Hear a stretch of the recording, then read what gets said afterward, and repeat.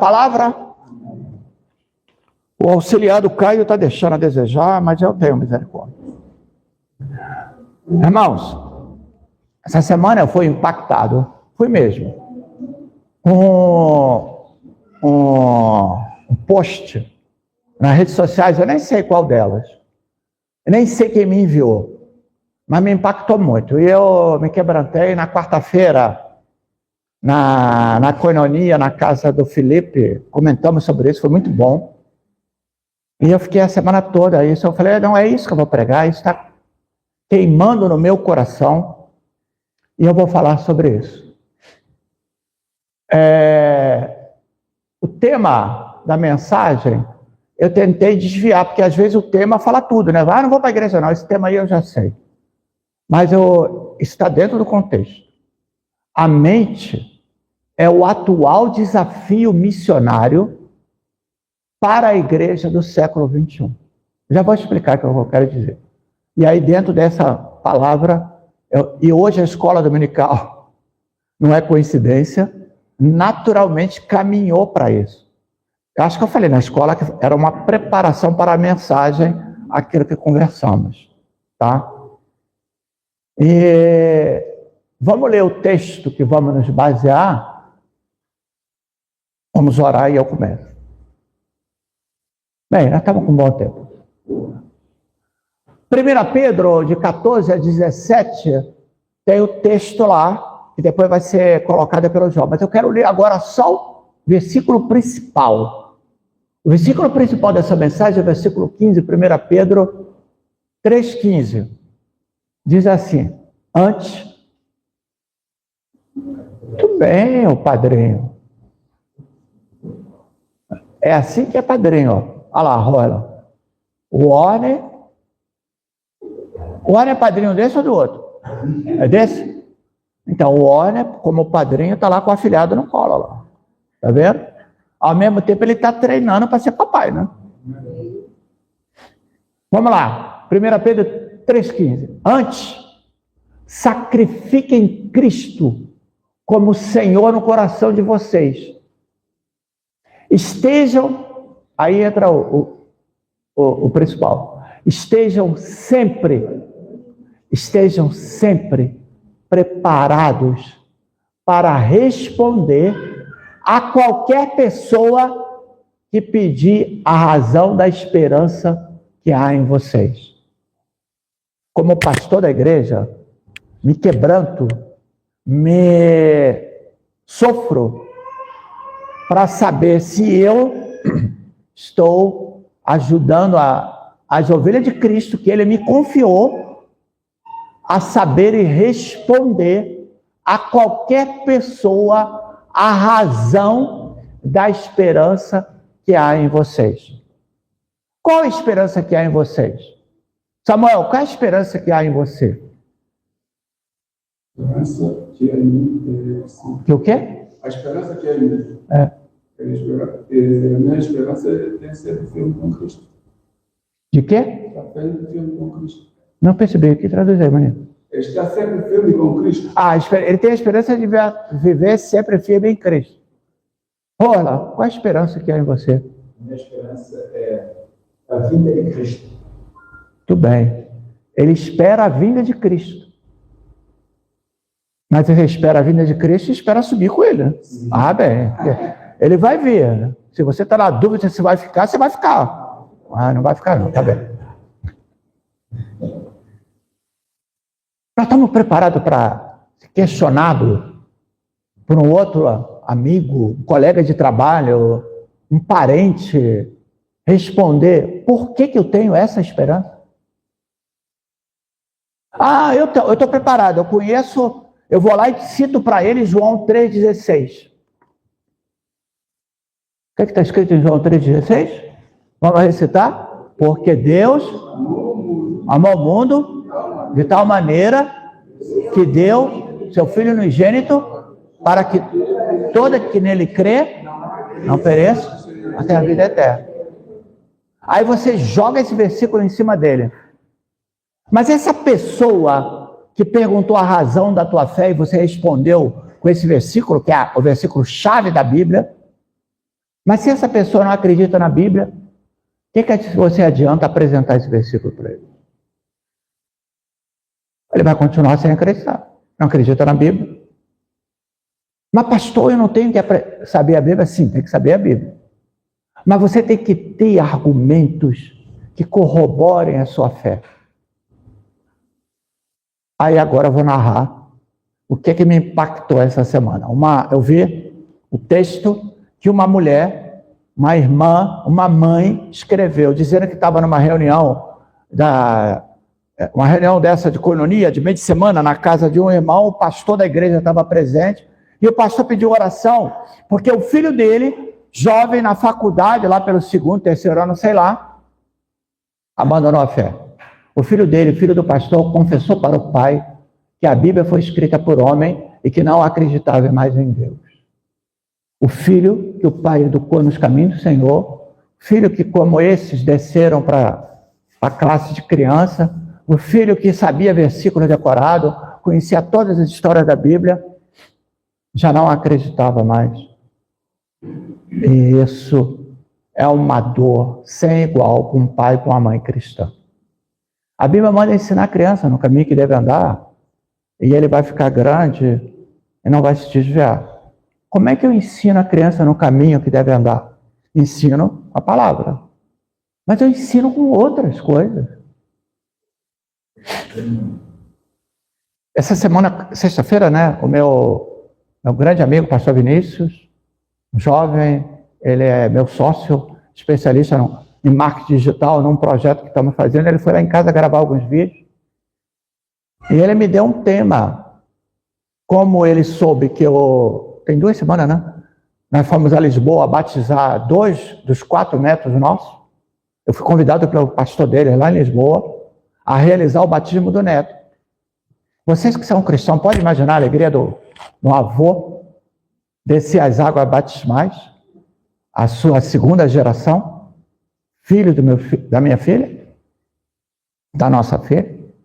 Não foi algo arrebatador, eu quase morri de emoção. Mas a questão é essa, eles vão crescer, vão ficar adultos. Então essa mulher conta que o pastor confessou que o filho doído, ferido. E ela então contou que ela imediatamente sentiu a dor e olhou para o filho pré-adolescente que tinha, pré-adolescente, 9, 10 anos. Um menino criado nos caminhos, criado na igreja, conhece. Ela falou, o meu filho o filho que sabe Romanos 8 toda de cor, conhece todas as histórias da Bíblia, relata, conta. Nós temos netos assim, nossos netos são assim. O nosso neto, o primeiro que batizou, que foi eu que batizei também, ele é um menino muito prodígio, né, muito inteligente, desde pequeno. Ele conhece Bíblia, conhece a história da Bíblia. E há pouco tempo ele esteve lá em casa, eu fiquei impressionadíssimo como ele tem argumentos para defender a fé, e é aí que eu quero chegar. Aquela mãe ficou desesperada, meu filho sabe, mas o filho do pastor também sabia. E o nome do menino é Caleb. E o que pode acontecer com o Caleb? Eu tenho que dar mais do que eu dei. Aí ela coloca uma questão que é o que eu quero falar agora. A criança sabe o quê? O que tem na Bíblia? Quais são as verdades da Bíblia? As histórias da Bíblia. Mas a criança não foi ensinada, e a maioria de nós adultos não sabemos o porquê. Se eu perguntasse aqui para os irmãos presentes, e hoje eu estou muito feliz com a quantidade de são tomenses que estão hoje aqui. E angolana, né? Também não quero esquecer a São Tomé, Angola. Bem, se eu perguntasse, você acredita que a Bíblia é a verdade, é a palavra de Deus? Amém, né, Samuel? E se eu perguntar por que você acredita que a Bíblia é a palavra de Deus? Okay? Você acredita que Deus existiu? Amém. A história prova. Você acredita que Deus, que Jesus existiu? Acredita. Você acredita que Jesus é Deus? Amém. Por que você acredita que Jesus é Deus? Você acredita que Jesus ressuscitou? Morreu? Amém. Mas que fatos comprovam no teu coração que Jesus realmente morreu? Aí vem para o mais difícil. Você acredita que Jesus ressuscitou? Amém. Mas o que argumento você tem para dizer que Jesus realmente ressuscitou? Se eu citar a Bíblia, já é bom. Mas se a pessoa, o interlocutor, não acredita na Bíblia? É isso que Pedro escreveu, que nós temos que estar preparados para qualquer pessoa que pergunte-nos sobre a nossa esperança, eu saiba responder. E a pergunta que me incomodou, que me quebrantou essa semana, eu cheguei atrasado, foi culpa do Caio. O Caio estava lá naquela confusão lá que me atrasou. Qualquer pessoa, eu estou pronto para responder? Irmãos, eu vou falar do que eu sei do Brasil. Eu não sei essa questão relativamente aos sotomenses, aos africanos, aos europeus até certo ponto, mas a situação no Brasil é bem peculiar. A quantidade de jovens cristãos que entraram crendo nisso tudo que eu perguntei e saíram descrentes disso tudo que eu perguntei é enorme. E não é só filho de pastor, filho de cristão sincero, fiel, sabe, servos. Onde é que está? O que está acontecendo? Quando eu e Maninha chegamos a Portugal, alguém sabe há quantos anos chegamos a Portugal? Quantos anos temos aqui? Não sabe? Só a Mena? 2 anos. 2 anos. O Felipe disse que eu estou aqui há 2 anos. Mena, quantos anos você me conhece? 20. A Mena me conhece há 20. Quando eu conheci a Mena, eu já tinha 4 anos aqui. Não, 3 anos aqui. Nós estamos aqui. Já fizeram, completaram 23, estamos caminhando por 24 anos em Portugal. Quando nós chegamos, me assustou ver os jovens, principalmente, qual era a visão deles em relação à fé. Eu só via no meio acadêmico que quem está fazendo faculdade, jovens que eram ateus ou agnósticos. O que é um jovem? O que é uma pessoa agnóstica? Agnóstico é a pessoa que, vamos resumir, o agnóstico, ele não diz que não crê, mas precisa provar para ele crer. Lembra de Tomé? O agnóstico é tipo assim, um Tomé. Não, eu até posso crer, mas tem que me provar. Se me provar, eu creio. Aí eu brinco dizendo que o agnóstico é um crente metido a besta. É um ateu metido a besta. Ele é ateu, mas me prova que eu deixo de ser ateu. No Brasil, o que está acontecendo? Por outras questões que eu não vou desviar, juro que não. O jovem entra para a faculdade e encontra a grande maioria dos professores ateus com fortes argumentos contra a fé, e eles fazem isso. Não precisaria falar de fé na disciplina dele, mas eles fazem a questão de falar para combater o cristianismo e desconstrói o edifício que foi mal construído dos nossos filhos relativamente à fé. E claro que isso é diabólico. Foi o que aconteceu com o filho daquele pastor, isso é real, e que deixou em pânico essa mãe. E querem saber? Eu e Maninha conhecemos vários outros cristãos, amigos, ex-ovelhas, estão chorando lágrimas, que eu chamo de lágrimas de ácido, que escorre queimando a face de dor por aquilo que os filhos são e foram criados dentro da igreja. Mas a minha preocupação com vocês, não só os são tomenses, com vocês que são a minha igreja aqui, com aqueles que eu me relaciono, da minha ex-igreja, não, né? Que nós somos membros da igreja lá no Brasil, a igreja que eu pastoreei, que eu fundei. E todos que eu me relaciono no Brasil, que são muitos, e hoje não só Espanha, Aqui na Europa, alguns países, América do Norte, Canadá, Brasil, todo canto do Brasil. O que eu estou contribuindo para que essas pessoas tenham uma fé sólida?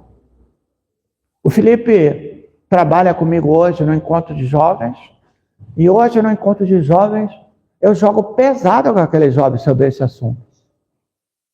O porquê da nossa fé. Eu os confronto. O que está acontecendo no mundo hoje? As pessoas são muito intelectualizadas, mas eles usam as ciências humanas, por exemplo, a filosofia, a história, para derrubarem conceitos cristãos. Por que o título é que a mente é atual desafio para a igreja do século XXI? Por causa disso. Eu sou do tempo, né? Aquelas ovelhas mais irreverentes, né? Alguns assim mais irreverentes, que fazem bullying com o pastor. Fazer bullying com o pastor é pecado e vai para o inferno, viu? É pecado no pastor, Então, eu costumo dizer isso. O que nós encontramos? Esse grupo de jovens portugueses, acadêmicos, de formação acadêmica, ateus e agnósticos. Eu fui perguntar aos jovens cristãos portugueses, que são muitos, que eu e a Maninha conhecemos, nos relacionamos, e fiz uma pergunta que me chocou com a resposta, porque a resposta foi a mesma, praticamente para todos. Sabe qual é a pergunta que eu fazia para os jovens cristãos portugueses? Olha só, lá na tua faculdade, ou na tua escola lá no 12º ano, por aí, nesse nível, né? Jamais sabido. Você convidaria o colega da tua faculdade, da tua escola, para ir na tua igreja assistir o culto? Porque é assim que a gente faz no Brasil. A gente convida um amigo para ir na nossa igreja assistir o culto. Um dia te convidaram, né, Felipe? Sabe qual é a resposta de todos? 100% todos. De forma diferente na resposta. A resposta dele foi não. Como não convidaria para ir na igreja? Por quê? Sidney. Aqui está a minha igreja. Aqui estão meus amigos. Vou botar assim. Entre os meus amigos e a igreja tem uma barreira. Ou tem um fosso, ou tem uma montanha. Se eu levá-los à minha igreja, esse fosso ou essa montanha vai aumentar. Hã? Então deixa estar. Deixa estar que é menos mal assim do jeito que está. Assim, os nossos jovens universitários cristãos, era a percepção deles em relação a essa questão. Foi aí que no encontro de jovens com Cristo, começamos a trazer estratégias para derrubar essa barreira. E para a glória de Deus, já levamos muitos jovens agnósticos para Jesus, e vários deles eu já fiz casamento. Me convidaram para fazer o casamento. Mas esse é o mundo que nós estamos vivendo hoje. A mente, adultos, jovens, estão blindadas com aquilo que chamamos de ciência, saber, contra verdades espirituais. Aí, por que eu já estava saltando, por que desse tema? Eu fui do tempo, por isso que me chamam de Jurássica, que se falava muito na janela 1040. Tenho certeza que a grande maioria de vocês não sabe o que é a janela 1040. Nem você, Felipe. O Warren sabe. Nem o Warren. Não vou perguntar mais ninguém. Só a Maninha sabe. A janela 1040 era uma estratégia missionária para alcançar povos que estavam dentro da janela 1040. Quem é a janela 1040? é o paralelo 10 até o paralelo 40. Tá? Tem os meridianos e tem os paralelos. É assim que, geograficamente, os lugares são posicionados. Ora, o paralelo 10, tudo ao norte, do hemisfério norte. O paralelo, eu estou falando muito difícil? Paralelo 10, o mundo é um globo, tá? A linha do meio é chamada de Equador, é o paralelo 0. Para cima vai 10 graus, 20 graus, 30 graus, 40 graus, até lá o Polo Norte. Para baixo, 10 graus, 20 graus, só que para cima é 10 graus norte, para baixo é 10 graus sul, em relação ao meio, ok? São Tomé está no hemisfério sul, acredito que mais ou menos no paralelo 10, por ali, sul. Entenderam? Então, a janela 1040 são os países que estão entre o 10 do norte e o... não, vocês estão... Desculpa, é verdade. Não estão no 10, não, estão no 0. Porque a linha do Equador, essa que é o 0, passa por São Tomé. Como passa lá no norte do Brasil. Lá pela região do Fortaleza, Ceará, sabe? Ou seja, é quente pra caramba, né? Por isso que as temperaturas são mais elevadas, porque está mais perto do sol. Bem, enfim, do paralelo 10 para o norte até o 40 é a janela 1040, limitada com o meridiano, que passa mais ou menos aqui no Canal da Mancha, que pega Portugal e vai para a direita e pega todos esses países do Oriente, todos esses países da Ásia, entenderam? Então, a janela 1040, nessa época, era onde se concentrava as maiores carências do evangelho no mundo.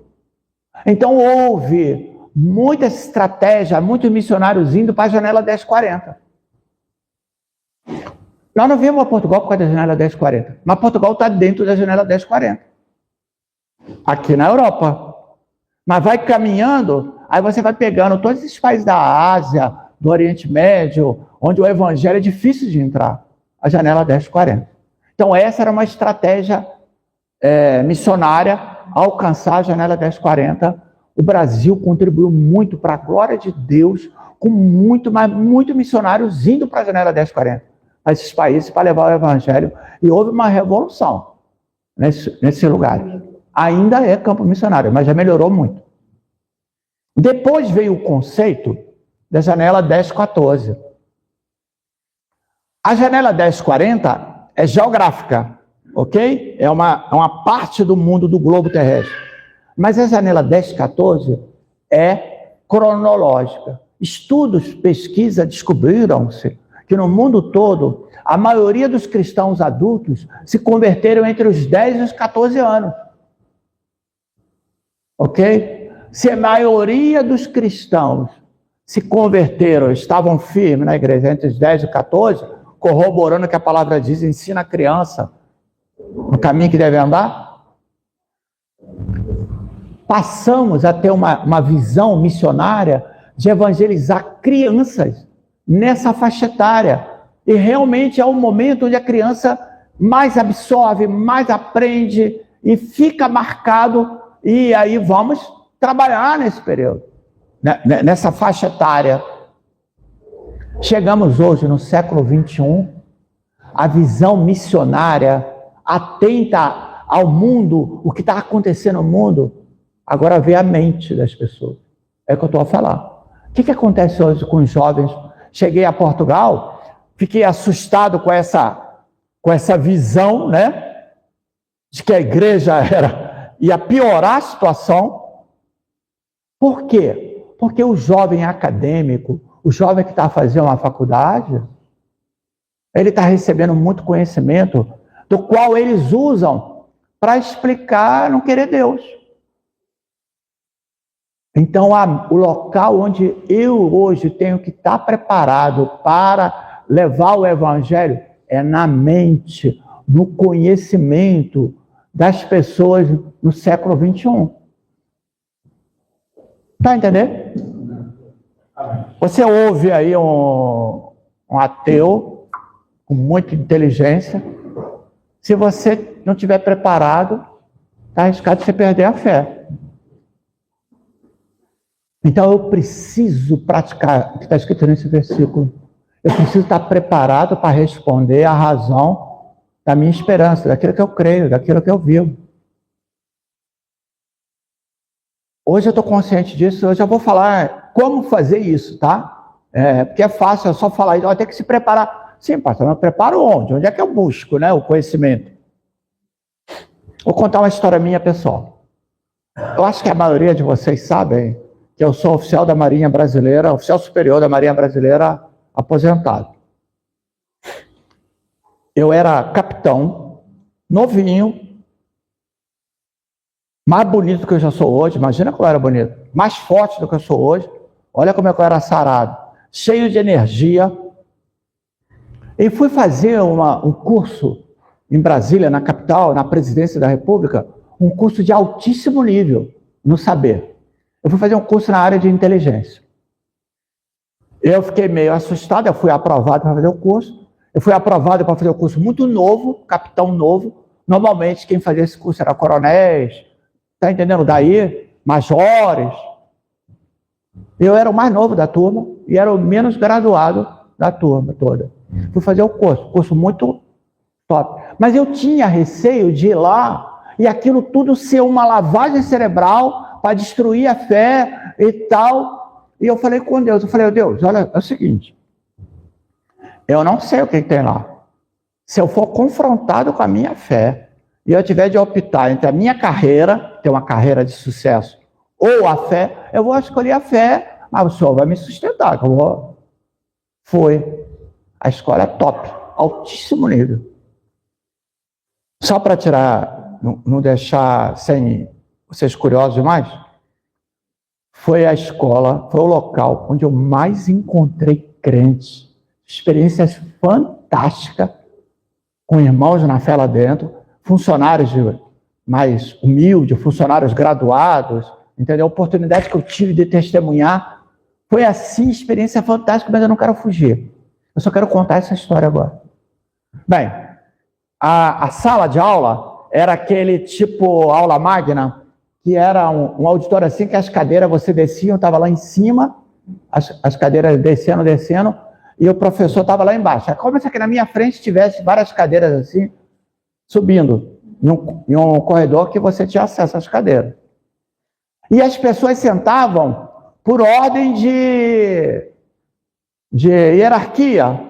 Tinha funcionários civis, mas também tinha uma comparação hierárquica. Eu era o mais novo e o menor graduado. Então eu sentava lá em cima no canto, eu era o último lá em cima. O professor entrou num tablado desse, à mesa. Desculpa, essa formação era graduado ou era mesmo para todos? Como? Essa formação que... Era para todos esses que estavam lá. Havia uma seleção, tinha oficiais... Tinha que apresentar um currículo lá e você era selecionado, porque tinha oficiais da Marinha, da Força Aérea e do Exército. Então a Marinha tinha 2 vagas para a Marinha. Então a Marinha selecionava que eram esses 2. Eu estava na vaga da Marinha. Hã? Você foi bom aluno? Mais ou menos. Mas vamos lá. Então, perceber? Aí entrou um coronel da reserva, que ia dar aula de filosofia. Ele era nosso professor de filosofia. Tínhamos 2 aulas de filosofia. E naquele dia ele entrou... Então senhores, tinham mulheres, tinham civis, tinham militares. Senhores, a aula de hoje vai ser sobre lógica. Okay? A aula de lógica. E para começar, eu quero desafiar a turma, mas bem arrogante, o coronel. Assim, né? Fato, gravata. Eu quero desafiar alguém da turma. Olha só. Eu quero desafiar alguém da turma. Nós éramos uns 50 alunos. Eu estava lá, ele sabia que eu era crente. Eu já tinha manifestado lá algumas coisas. Eu quero desafiar a turma, alguém me provar, através da lógica, que Deus existe. Aquele silêncio como foi agora. Aí eu sentado lá atrás, eu me escorreguei assim na cadeira. 49 pares de olhos fizeram assim, ó. Olharam para mim. Olharam para mim e vários fizeram assim. Olharam e fizeram assim com a cabeça. Sidney, vai lá. Entendeu? Em outras palavras, era isso. Aí eu fiquei assim, eu falei, misericórdia. Aí eu orei aquela oração, uma oração veloz. Senhor, eu não sei o que eu vou falar, mas vou ficar de pé. Sério. Eu não sabia, não estava preparado para aquilo. Ninguém estava. Aí eu levantei a mão, ele tinha a ficha assim, né? Pois não, senhor Sidney. A coisa era muito formal, um curso de altíssimo nível. Pois não, senhor Sidney. Aí eu levantei. Comecei a ganhar tempo. Eu falei, sim, professor. Eu vou lhe provar que Deus existe através da lógica, primeiro contando o meu testemunho pessoal. Deus existe porque eu falo com ele e ele fala comigo. Eu conheço num relacionamento, mas nisso eu estou ganhando tempo para encontrar mais argumento, entendeu? Porque isso seria pouco. Porque se eu digo que eu falo com ele, ele fala comigo, mas você é maluco, Deus não existe, né? Eu estou ganhando tempo. Aí lembrei-me. É por isso que é bom ser um bom aluno. Aí eu concordo contigo. Na minha formação acadêmica, quando eu estudei na Escola Naval, eu tive todo o meu preparo, que é nível superior, eu tive aulas de termodinâmica. E a segunda lei da termodinâmica, ela é chamada, informalmente, a lei que prova a existência de Deus. Estão nos livros escolares, entendeu? Aí eu falei que eu falo com Deus, Deus fala comigo, eu me relacionava com Deus. Falei, pois é, professor. Eu estou falando isso de introdução, mas eu quero dizer para o senhor, e com certeza o senhor conhece termodinâmica, a segunda lei da termodinâmica. Eu não sei se ele conhecia, eu lembrava. Coronel, já reformado, como eu sou hoje. Mas falava sem ter nenhum conhecimento da palavra de Deus. Falava disso, saía dentro de si, sem ter nenhum conhecimento da palavra de Deus, é isso? De mim? Então, o que eu vou falar não é Bíblia. Eu falei para ele que eu conhecia, eu sabia que Deus existia, porque eu falava com Deus e Deus falava comigo. Eu não citei Bíblia. Não citei Bíblia. Porque era aula de lógica, filosofia. Entendeu? E já vi que ele era ateu. Não adiantava falar Bíblia para quem é ateu. Ele não acreditava na Bíblia. Falar o que da Bíblia para ele? Aí peguei e expliquei para ele. Como o senhor deve saber, talvez nem saiba. A segunda lei da termodinâmica é a lei que prova a existência de Deus, que diz que o mundo, o cosmos, no modo geral, tem a entropia cresce indefinidamente, razão pela qual o universo se expande. Eu sei que eu estou falando coisas que talvez você não tenha ouvido falar. Então, a entropia cresce indefinidamente, e essa força que faz a entropia no universo crescer, os próprios cientistas atribuem a Deus. Essa força que rege o universo e que cresce indefinidamente, expande o universo por causa da entropia, é Deus. Ele não queria um argumento lógico? O que eu trouxe? Lógica, ciência. Ele me olhou, uma cara de raiva, pegou o giz, naquela época era giz, jogou com raiva assim, foi embora e não voltou mais. Qualquer aluno pode ser coronel, pode ser qualquer aluno, é aluno. E que aluno gosta é de aula cancelada, não é? Ficar 2 tempos livres. O povo vibrou, os 49 foram atrás de mim, me carregaram no alto, sabe? Vibrando assim, me levaram no ombro, no alto, porque eu expulsei o coronel e tivemos duas aulas de bater papo. Irmão, o que eu falei? Falei Bíblia? Não. Ele ficou furioso, ele não teve contra-argumento. Porque eu joguei em cima dele ciência. Eu joguei em cima dele ciência. E nada mais lógico do que a ciência.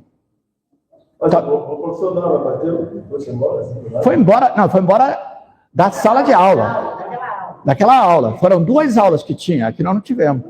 Enfim, a partir daquele dia eu virei o pastorzinho da turma. Eu me tornei o pastor. Eu não era pastor na época. E aí depois eu tive muita experiência com a turma, maravilhosa. Eu posso contar fora do culto, porque eu não quero fugir. Então, estou tremendo com a mania, ela mandou contar só essa. Irmãos, o Felipe sabe que ele trabalha comigo lá nos jovens. Essa geração de jovens E eu falo sem nenhum medo de errar, e falo para eles lá nos encontros de jovens. É uma geração soberba e ignorante. O que é ignorante? Eles não creem. Ouve um professor lá falar uma besteira lá, solta lá uma frase bonita de um filósofo ateu, e eles fazem aquilo uma verdade. Eles não vão buscar, entendeu? Ver, contra-argumentar, acreditam naquilo. Não tem mais, são rasos, não tem conteúdo. Isso é a ignorância. Eles não têm conhecimento. Só dizem que são agnósticos ou ateu. E são soberbos, porque eles acham que sabem e desprezam o que os mais velhos sabem. Irmão, eu trabalho com jovens no mundo todo, você não tem noção. Como eu viajo, os contatos que temos. Bem, eu sei do que eu estou a falar. Então, quando eu vou conversar com os jovens, eu apresento um argumento para eles ficarem contra a parede, pensarem. E assim vários jovens vieram para Cristo. Bem, vamos lá. Toda a ciência, ouçam o que eu estou a falar. Tá? Eu tenho formação superior em várias áreas. Toda a ciência corrobora, comprova o que está escrito na Bíblia. O que o mundo, os cientistas ateus querem derrubar é a Bíblia. Toda a história da humanidade era tentando colocar a Bíblia como uma mentira, como um engano, etc. E eles só comprovam. Há fatos extraordinários que fica difícil até nós crermos. Miriam, me cita um fato da Bíblia que é difícil acreditar se não for crente. Um fato assim, extraordinário. Conta um da Bíblia. Qualquer um. Eles dizem que Jesus era Jesus. Não, eu estou falando um fato que a Bíblia narra. Caramba, será que isso aconteceu mesmo? A ressurreição de Lázaro. Fala. A ressurreição de Lázaro. A ressurreição de Lázaro. A mulher do fluxo de sangue foi curada imediatamente. É isso que eu queria. A Bíblia fala que Josué orou e o sol.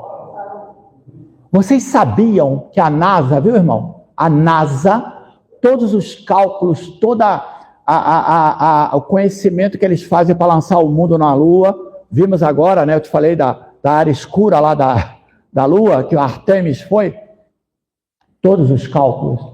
A NASA subtrai um dia que está perdido na contagem do tempo. Aleluia. Sabiam disso? Aleluia. Josué orou e o sol parou por quase um dia. Não é isso que está escrito na palavra? Aí depois lá Isaías conta que o rei, quem foi Ezequias? Que queria uma prova de que aquilo que Isaías estava falando é verdade. Isaías falou, a sombra do relógio de Acais irá parar. Era um relógio do sol. Não sei se vocês já viram. É um relógio do sol. Que a sombra vai dizer na hora. Conforme o sol vai passando, né? Entendeu? A sombra vai se movimentando e diz a hora que está. Aí que a sombra do relógio de Acais atrasou não sei quantos graus. Esses cientistas, quando eu falo de ciência, prova. Até que era verdade, porque antigamente nossos antepassados viam a hora pela sombra. Sim, não é isso que eu quero dizer. Eu estou dizendo que a Terra parou. Eu estou querendo provar que o tempo parou um dia na contagem, e a NASA leva isso em conta. Aí, quando os cientistas estudaram esses graus do relógio de Acais, mas o quase um dia de Josué dá 24 horas certinho, que a Terra, nós temos um dia atrasado. A Terra parou. Josué orou para o Sol parar, né? Porque eles acreditavam na época que era o Sol que girava. Nós hoje sabemos que a Terra é que gira, né? Bem, enfim. Como é que a NASA descobriu isso? A NASA fazendo cálculo, os cálculos não davam certo. Mas lá tinha um crente que falou, olha, acrescenta mais um dia aí, porque a Bíblia diz que um dia. E acrescentaram um dia, fechou. A ciência prova. Outro fato extraordinário, para a gente não perder tempo. A Bíblia não diz que o Mar Vermelho se abriu? E o povo de Deus passou? Quer coisa mais incrível que isso? Pois a ciência prova que houve esse fenômeno no Mar Vermelho. Exatamente não dá para ver, mas muito próximo da época que a Bíblia cita. E o Jonas passa 3 dias na barriga do peixe. Para Deus isso não é nada. Mas há relatos. Tem um marinheiro inglês, tem outros casos, que eu não me lembro mais, de pessoas que foram tragadas por uma baleia, ficaram lá e a baleia vomitou e o homem está vivo. Então é possível. Eu já preguei sobre esse episódio aqui. A ciência prova o que a Bíblia diz. Ninguém nunca envergonhou, nunca desdisse, não conseguiu desfazer a Bíblia. Tentaram queimar todas a Bíblia. A Bíblia continua sendo o livro mais vendido e mais lido no mundo. É a palavra de Deus. Ok? Mas esse conhecimento já é para mim argumentos. Mas isso é pouco. Então eu vou só falar só mais esse. Existem livros excelentes que eu tenho, não empresto. Não é porque eu sou mau, não. Porque eles são preciosos, é difícil achar. Eu já perdi muito livro emprestado. Mas cópia? Tirar cópia é complicado, né? Um livro de 200.000 páginas. Tirar cópia vai ser um pouco caro para mim. Mas vamos lá. Eu dou o nome, procure. Talvez ache. Em Defesa de Cristo, Lee Strobel, um jornalista americano investigativo, até ele investigava, ateu roxo, Lee Strobel. Ele e a mulher dele vai e se converte. E o Lee Strobel ficou preocupado. Ele começou a ver mudança na mulher dele. E ele ficou preocupado. Ele poderia conviver com uma crente, mas ele ficou preocupado se não fizeram uma lavagem cerebral na mulher dele, e ele precisava defender a mulher dele. Está certo. Sem falar nada para a mulher dele. Ele falou que ia viajar a trabalho.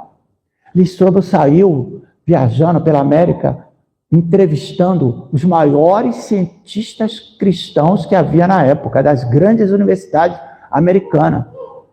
E ele foi lá investigar e perguntar, e ele foi lá saber. Foi procurar um professor de história para perguntar se Cristo histórico existiu na história. E o homem provou para ele que Cristo existiu. Tá bem, então Cristo existiu.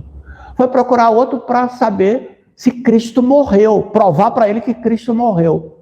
Por que provar que Cristo morreu? Porque há uma teoria, a própria palavra diz, que muitos judeus diziam que os discípulos tinham escondido o corpo e depois apresentar o corpo dizendo que Jesus tinha morrido. É uma teoria? É.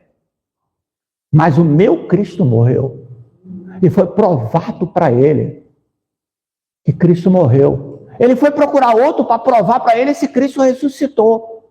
Foi provado para ele que Cristo, isso tudo está no livro que ele escreveu, Em Defesa de Cristo. Foi provado para ele. Aí ele foi procurar saber se Cristo era Deus. Foi mostrado para ele e ele viu, ele acreditou que Cristo era Deus. Ou seja, tudo que ele foi investigar foi corroborado. Ele voltou para casa. A mulher dele não sabe de nada. Voltou para casa o quê? Convertido? Não.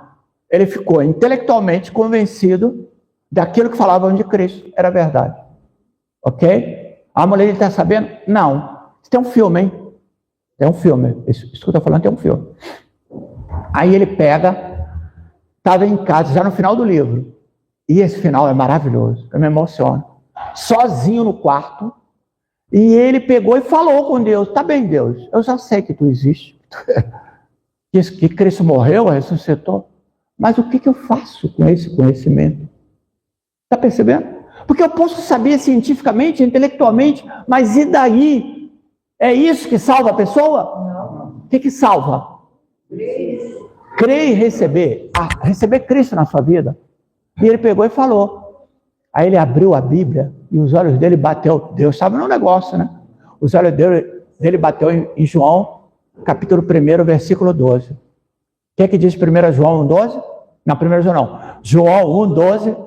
Mas a todos, quanto receberam, deu-lhes o poder de serem filhos de Deus, a saber, os que creem no seu nome. E ele fez a seguinte oração: Deus, eu creio no nome. O que está faltando? Eu receber? Olha que lindo. Aí ele falou, então eu quero receber. Cristo, eu te recebo na minha vida. Ele é ajoelhado fazendo essa oração. E ele termina o livro assim, olha, não aconteceu nenhum fenômeno sobrenatural. Eu não flutuei, não tive a visão do anjo, não dei um repepé, não dei uma sapateada, entendeu? Não aconteceu nada. Aí ele termina assim, mas nasceu em mim. Olha o que ele fala, mas nasceu em mim uma convicção inabalável de que Cristo é o Senhor da minha vida. Sabe o que ele Strobel hoje? Esse homem? Strobel. Dá peito para ele, ô Felipe. Strobel hoje é pastor da igreja Saddleback City. A igreja do... Como é que é o nome dele? A igreja do pastor que escreveu Vida com Propósito. Igreja com Propósito. Rick Warren. Ele é pastor auxiliar da igreja do Rick Warren, uma mega igreja na América. Estivemos lá em Mani e vimos uma igreja grande, imagina uma mega igreja. Ele é o maior, Lee Strobel, que for ateu, é o maior defensor da fé. Essas pessoas que estudam e defendem a fé, têm debates públicos, chama-se apologeta. Apologética é a ciência que defende o conhecimento, com argumentos. Ele é o maior apologeta vivo hoje. Lee Strobel. Ele defende a fé e ninguém consegue vencê-lo num debate. Era um ateu. Eu tenho esse livro, Em Defesa de Cristo. Eu tenho um outro livro que é maravilhoso. Chama-se Não Tenho Fé Suficiente para Ser Ateu. Porque para ser ateu precisa ter fé. Por incrível que pareça. E tem um livro que eu achei, eu tenho ele em português e em inglês. Em inglês eu ganhei dos meninos lá da Inglaterra. Que é em inglês, chama-se Show Me God. Que a tradução o livro em português, a tradução é perfeita. Mostra-me Deus. Que livro! Que livro! Pega essa ciência toda, a cosmologia, algumas que eu citei aqui, e bota você de cara com Deus. Você acredita se quiser. E nesse livro, Eu Não Tenho Fé Suficiente para Ser Ateu, eu aprendi sobre princípios antrópicos. O que são princípios antrópicos? Princípios antrópicos, qualquer jovem acadêmico que vir debater comigo, eu vou lançar sobre ele princípio antrópico e eles vão se calar. O que são princípios antrópicos? São provas científicas que mostram Deus, bota você de cara com Deus. Você acreditar em Deus é um gesto de fé. Porque você pode continuar na ignorância, mesmo com tanta evidência. O homem foi agora à Lua, deu a volta na Lua. A Lua é a Lua dos namorados, muito bonita, à noite, né? A noite luarada, não é? A Lua é satélite da Terra. Onde a Terra vai, a Lua vai atrás, não é isso? A Lua está sempre orbitando em volta da Terra. Para que existe a Lua? A Lua existe. Deixa eu falar antes. A Terra gira numa órbita em volta do Sol. Vamos lá, São Tomense. Quanto tempo leva para a Terra dar uma volta completa no Sol? Ok, obrigado. 1 ano. 365 dias é o tempo que a Terra leva para dar volta no Sol. Ok? A Lua, isso é um princípio antrópico que eu estou citando. A Terra tem um caminho perfeito. A Terra não pode chegar mais perto do Sol, nem pode se afastar mais. Ela tem que fazer esse caminho exato que ela está fazendo. Por quê? Se ela aproximar do Sol, nós morremos queimados. Se ela se afastar do Sol, nós morremos congelados. Ela está fazendo o caminho certo. Aleluia. Isso é coincidência, irmão? Isso é um princípio antrópico. Quem fez isso? Como é que pode? E a Lua? A Lua exerce forças gravitacionais na Terra para que ela tenha esse percurso direitinho que nós estamos fazendo. Qual é o maior planeta do sistema solar? Júpiter. ele é pelo menos 100 vezes maior que a Terra. Sabe por que existe Júpiter? Para proteger a Terra. Por todo e qualquer meteoro que atingiria a Terra, por causa da massa de Júpiter, que é 100 vezes maior que a da Terra, Júpiter chupa tudo aquilo que vai colidir na Terra, colide em Júpiter. Para nos proteger. Isso é coincidência, irmão? Olha, eu cito aqui em números todas as ciências. Vou falar uma que fala muito no meu coração, porque, claro que meu coração também é verde e amarelo. E vou terminar. Outro princípio antrópico, que está na... Que ciência é essa? Biologia, eu acho. Você sabia que uma cientista brasileira, e ela tem muito mérito, poxa, eu vou ficar hiper feliz se essa moça ganhar o Prêmio Nobel de Medicina, porque ela merece. Ela descobriu a polilaminina. A laminina é um elemento que nós temos no nosso cérebro, na nossa medula, que faz com que a gente tenha esse movimento. Você sabe que uma pessoa tetraplégica, quem sabe? Faz assim. O que é a tetraplegia? A Mena não é tetraplégica. A Mena é, como é que chama? Paraplégica. Não é. Ela tem a doença lá do poliomielite. Mas há pessoas que não têm o movimento da cintura para baixo. Ok? A tetraplegia, você não tem o movimento do pescoço para baixo. Ela só consegue mexer o pescoço. Não consegue movimentar braço. Já viram pessoas assim? Pessoa tetraplégica? Essa médica brasileira descobriu a polilaminina, que é a laminina, esse elemento que temos em nós, é injetado na laminina, um elemento que é tirado, sabe de onde? Que ela descobriu? Sabe de onde, Maria? Da placenta da mulher. A mulher, a Marlene que teve a Emily, muito bem, madrinha. Quando nasceu a Emily, a placenta sai, é tirada e é feito o que com ela? Não é jogada fora? Essa brasileira descobriu que tira elementos da placenta, só sei até aí, tá? Também não sei tudo. Que é injetado através de técnica lá na laminina e regenera a laminina, injeta de volta e a pessoa volta a ter movimento. Olha que milagre, que coisa extraordinária para a ciência. Uma pessoa que está não é nem uma cadeira de roda, está sem nenhum movimento. É tirada da placenta da mulher. Ela descobriu lá. Olha que extraordinário. Agora vamos para o mais maravilhoso. A laminina tem uma fotografia das células da laminina e tem lá, acho que são 3 pontinhos assim. Ela tirou a foto da célula da polilaminina que ela criou. Sabe como é que é a polilaminina? É uma cruz, irmãos. É uma cruz, é assim, ó. A foto da célula da polilaminina. Isso também é coincidência? Eu citaria aqui muitos outros princípios antrópicos. Eu tenho uma montoeira para mostrar que Deus está na nossa cara. Só falta eu pular nele, aceitá-lo. E aí vamos entender o plano de Cristo, o plano de Deus para a salvação, etc, etc. Quando você, com o teu conhecimento, você confronta um ateu, um agnóstico, ele já tem o conhecimento, como Lee Strobel teve, mas a decisão é dele.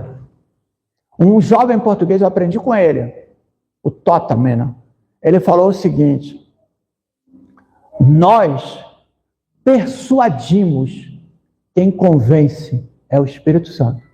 Amém. Nós persuadimos. O que é persuadir? É conversar, explicar, mostrar. Mas quem convence o homem do pecado, justiça e do juízo? É o Espírito Santo de Deus. Eu faço a minha parte, então compete a mim expor. E o Espírito Santo convence. Meus amados, para terminar, esse é o nosso desafio como missionário. O padre está aí.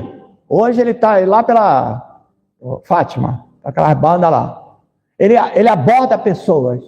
As pessoas vêm com dúvidas, questionamentos lícitos. Eu tenho que estar preparado para responder.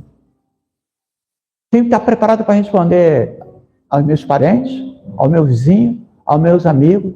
E aí eu estou sendo missionário na minha família, estou sendo missionário no meu prédio, estou sendo missionário na minha rua, estou sendo missionário no meu trabalho, estou sendo missionário em todo sítio que eu tiver. Santifique-se em Cristo. Estejam sempre preparados para responder a qualquer pessoa que pedir a razão. Eu olho para essas crianças, falei isso para o Felipe, olho para o Bernardo, o Josué, que está lá na cola do padrinho, né? Olho para a Emily, que está ali na cola da madrinha. Que bênção! Isso é um milagre. Já pararam para pensar no milagre que é a existência de uma criança? Ela vai crescer. Eu amo ver nas redes sociais aqueles reels, short filmes, com criança, aquela mãe que carrega 9 meses a criança, acorda de madrugada para amamentar e ela começa a falar e a mamãe treinando ela.